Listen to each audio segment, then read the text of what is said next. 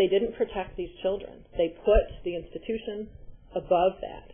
And I think that's what's so critically important about, to me, what the sanctions really show is that can't be tolerated. Amelia Siders is the clinical coordinator at Traverse Bay Children's Advocacy Center and says most people want to pretend that child sex abuse doesn't happen, but the statistics speak for themselves.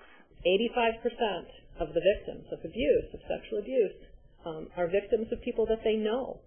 So family, friends of the family, youth pastors, sports organizations, things like that. Sutter says 1 out of 4 girls and 1 out of 6 boys will report some level of sexual abuse by the time they're 18. It's an ugly truth that's been brought to the forefront following the Jerry Sandusky trial. And now the school is paying the price.